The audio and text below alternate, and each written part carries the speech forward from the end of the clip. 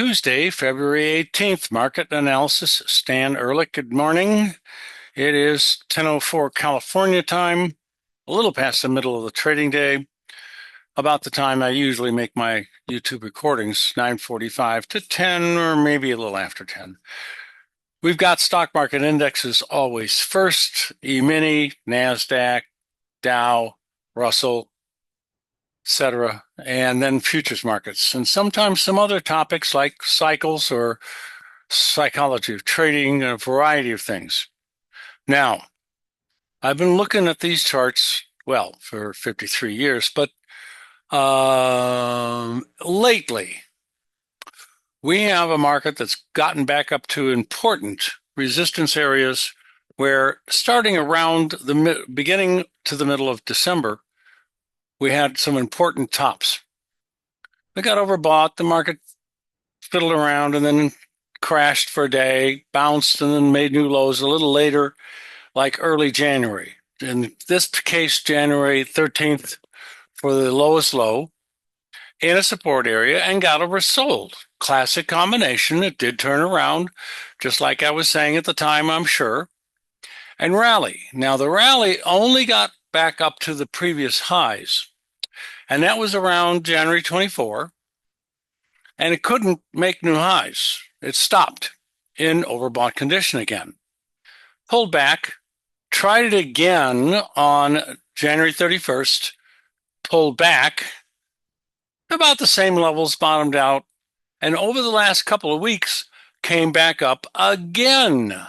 Now, this is the third, maybe you could say the fourth time that we're back up to these approximate price levels again, around 61 and a half, as high as 61.85, it looks like, and, and 61.13.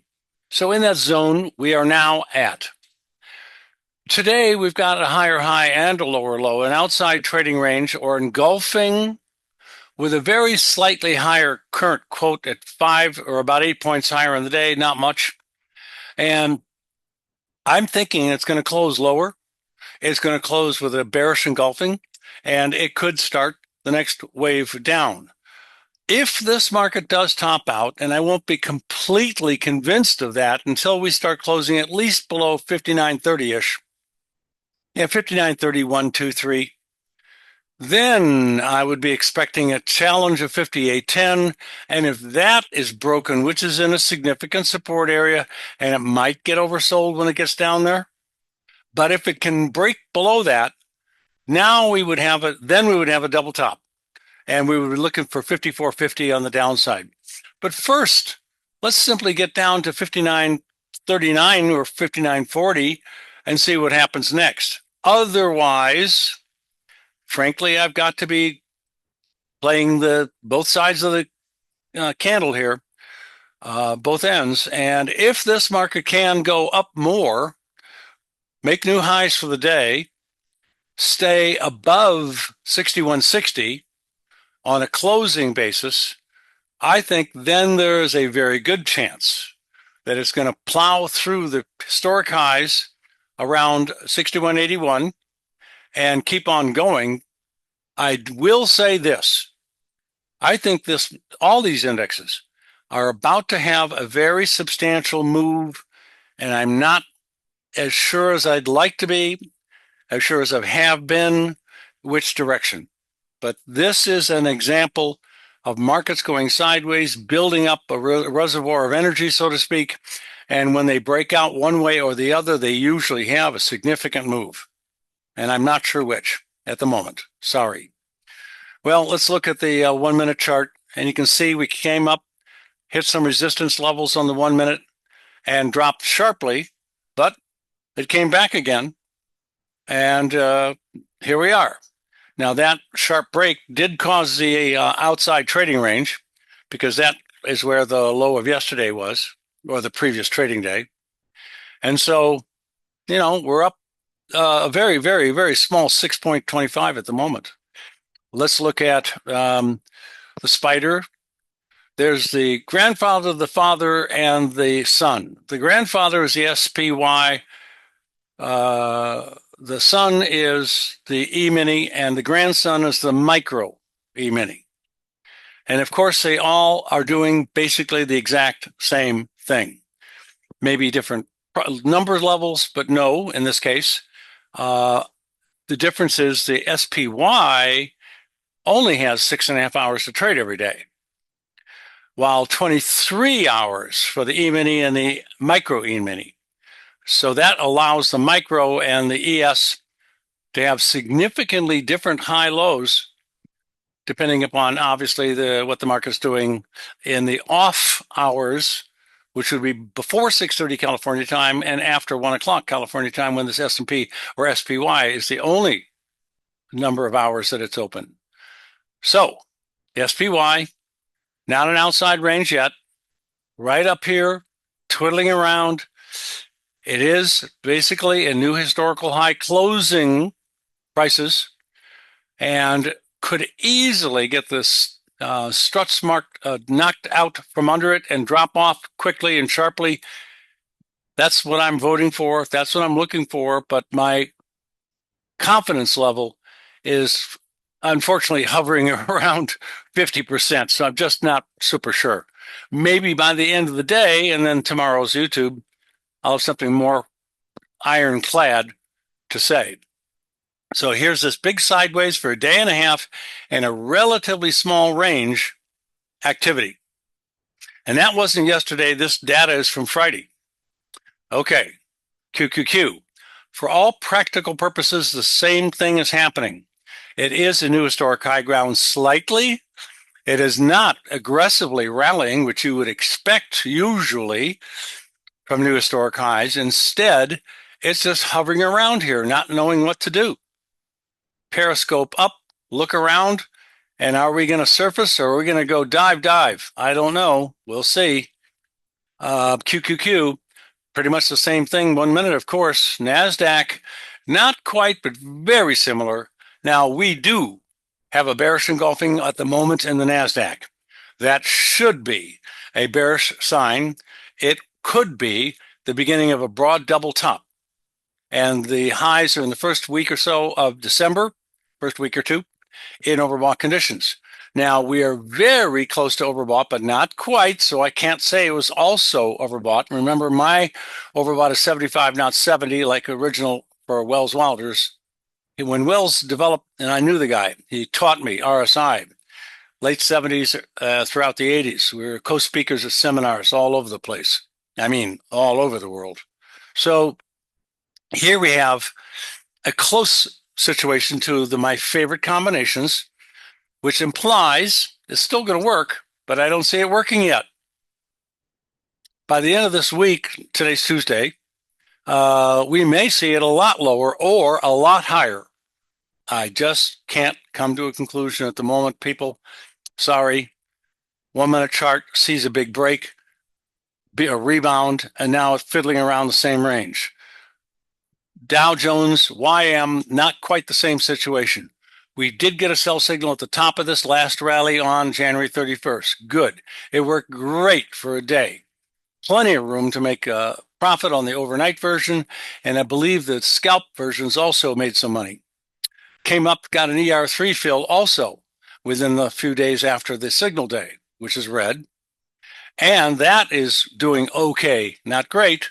We have ended up in the last about 3 weeks forming a pennant, which is a sideways formation, which means the market doesn't really know which way it wants to go.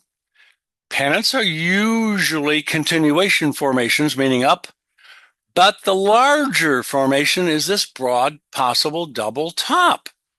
So the bigger the formation, the more dominant the situation, that pushes me to a bearish expectation. So I'm looking for a downside breakout on this pennant for the last 3 weeks, and then blah, blah, blah, test of support, breaking support, maybe a big move down that could last 2-3 months. Next, YM, 1 minute chart. What can I say? No change in commentary. Russell, different animal completely. In the last couple of months, came up to resistance, stopped cold turkey, and the secondary resistance level that I've got outlined here very, very accurately. End up breaking down a couple of times, but no bearish trending follow through. Hit support, came back again. So here we are between a big rock and a big hard space. So we're stuck. Next, 1 minute chart in a Russell. Next, bonds. Bonds could be forming a very large 1.5 year double bottom formation. Now, I've seen better, but both lows have ER bear bullish engulfing, and I'm expecting the double bottom to work. Therefore, soon, within a few days, a week or two at the most, I'm looking for a move up above 117. In the meantime, it could drop off a little bit more. What we've got right now is a decent size. It's not big, and I would consider it small to medium. 1 month head and shoulder bottom that had its initial breakout, and get those damn ads out of the way, above the neckline on January 27th. Came back to the neckline, held for a few days. It took a little longer than usual for it to start making new highs. Got overbought. We did get a sell signal. It did work very nicely for a few days when it came back to the neckline again. That was February 12th. Next day, Thursday last week, up nicely. And then the next day, short term, 2 or 3 day new high. And that was Friday. Yesterday, it was open, but not very active. Doji closed around unchanged. And today it's dribbling off a little bit, not too badly. And I can allow it for it to come back a little bit. The golden rule at this particular point is you can't go below and close, especially below the neckline, but you just pull to the right a little bit more.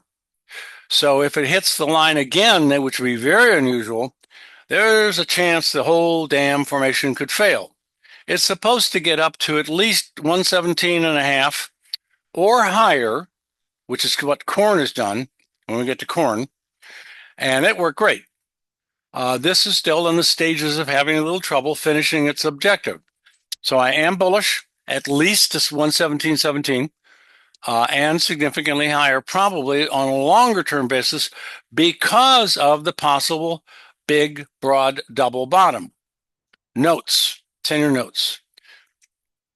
Had a bullish formation, dropped off too much on the low on February 12th. I erased the markers for the little shoulder low and the head and the shoulder, so I don't have that anymore. But I do have support holding very nicely, and I do have a market that's dropping off like bonds a little bit today at the moment. So will support hold again? I think so. It also has a broad and a much better looking one, broad double bottom formation, where the two lows, one of them a bullish engulfing ERS buy signal October 23 of 2023, and the lows just made recently, January 13th, are almost at the same prices. So that is a good example of a possible broad double bottom formation. It has a huge upside objective like bonds. If we can start getting up to 115, or let's call it 116, which is a long ways up at this point. Okay, what about crude? Rallying a little bit, not too much to say here. Support seems to be holding. No particular support area that I'd like to bring your attention to. It's a little too sloppy in this area, but we're forming a minor one in the last couple of weeks, and we're up a little for the day. I'm trying to be convinced that we're bottoming out and going to have more of a rally, but I'm just not sure about crude. Also, I have to say, apparently, the same thing on heating oil. Now, this is also forming a little bit of a pennant formation. There you go. Breaking out of it to the upside is what I'm expecting. So let's wait for a breakout. Next, we do have new highs for natural gas.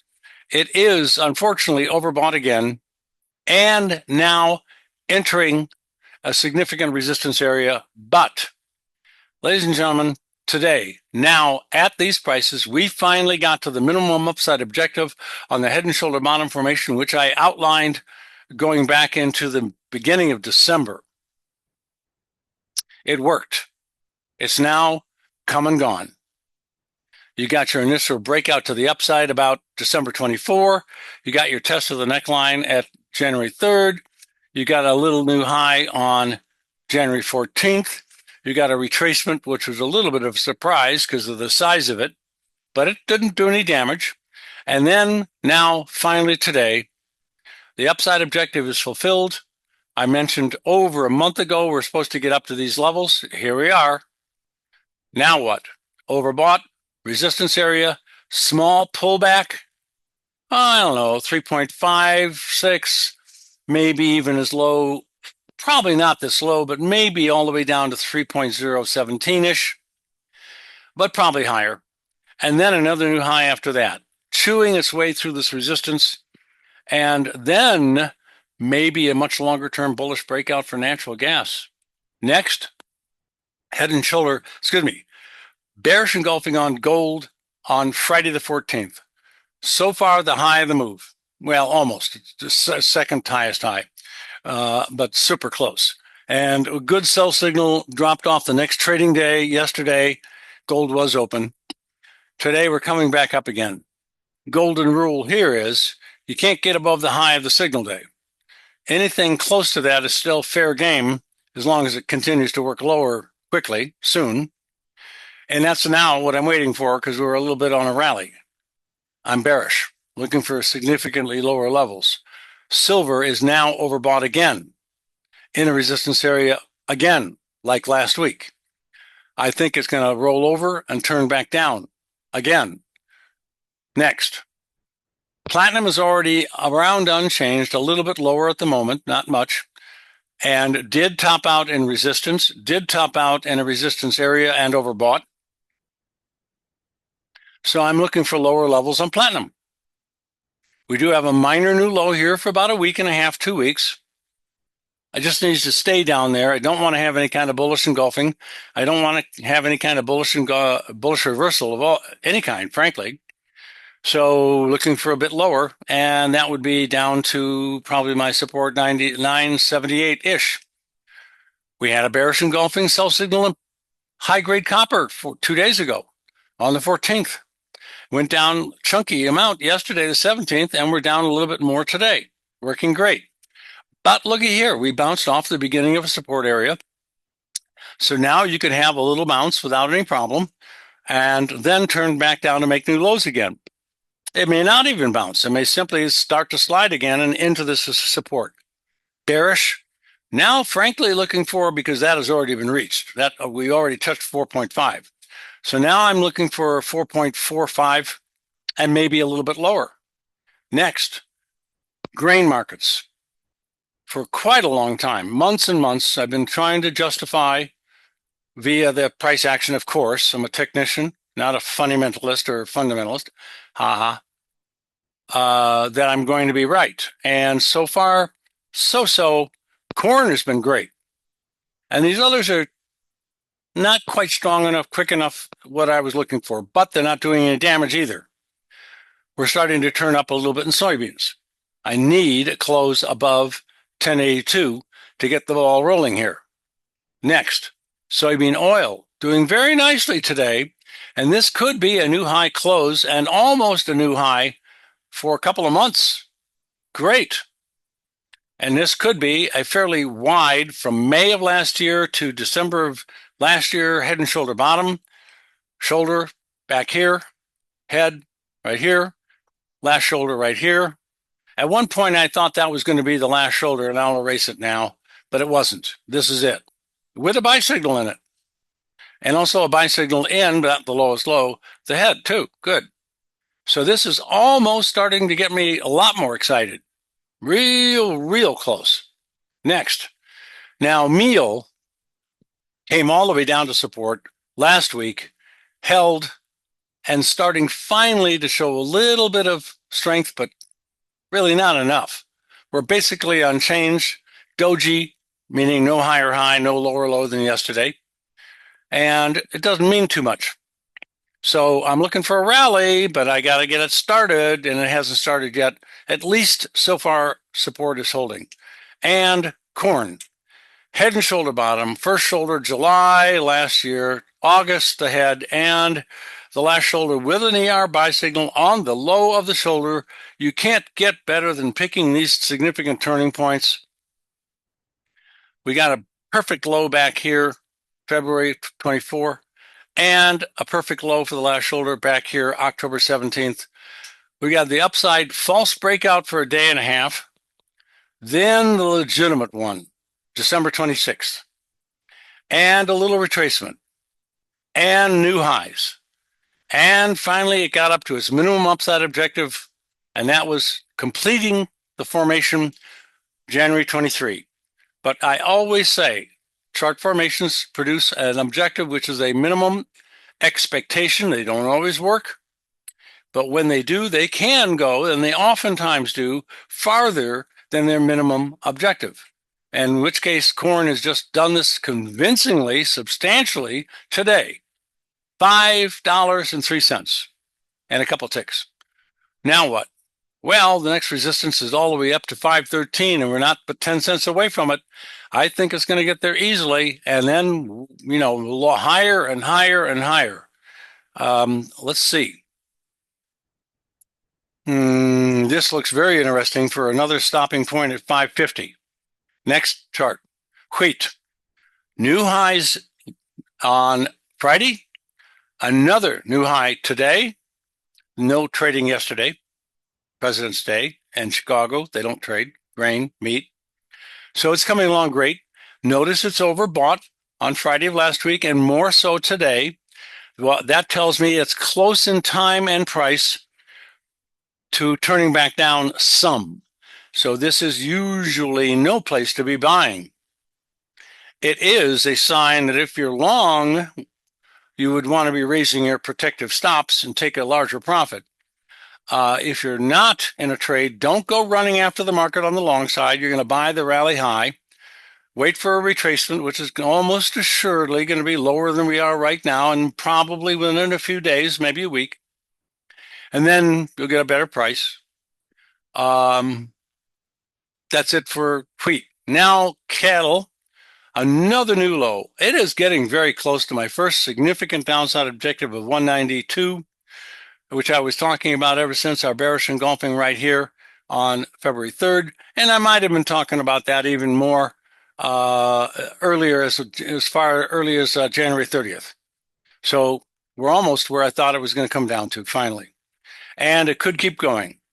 I can justify it being even more bearish, but probably not too much. This is really beginning a significant support area, and we're getting close to oversold. So I'll call it a 192 for maybe a bottom, maybe a buying opportunity. Stand by, we'll see. Hogs, almost the exact opposite, up against resistance, made a higher high in the last couple of days, but not a new high for this little trend up here for the last month and a half. And now near the low of today, might end up with a reversal. Resistance is stopping it. It did not get overbought, so that's not one good reason to go short like this one right here. Excuse me. Which did drop off for a couple of days very sharply. Okay, and the only stock that I watch here got oversold a few days ago, coming up slowly, mildly, nothing aggressive. Pardon me, but it's still coming up. So I'm looking for more strength, more upside follow through on XYZ. Now, comment here. This has broken out of a 2-year trading range. Tested support on a retracement low around January 13th. Tried to cut up and make new highs, couldn't do it, failed. Developing more sideways price action, went down, tried to make new lows, didn't do it. And that's only a few days ago. So it's coming up a little bit right now. So sideways trading range, I think it's going to start to trend higher, make new highs above 94, 95, and then break out to the upside again big time and reach 100 plus. Back to the E-mini for the moment. We're up just a very, very small amount. And the 1-minute chart on the E-mini shows you that we jabbed down in the last 5-10 minutes a little bit and came back slightly. I am looking for new lows today on this indexes, and maybe it's going to be substantially so. Remind you, I think this damn thing is going to start to go up a lot or down a lot. And I vote down mildly in my current analysis. You guys have a great day and profitable trading to you.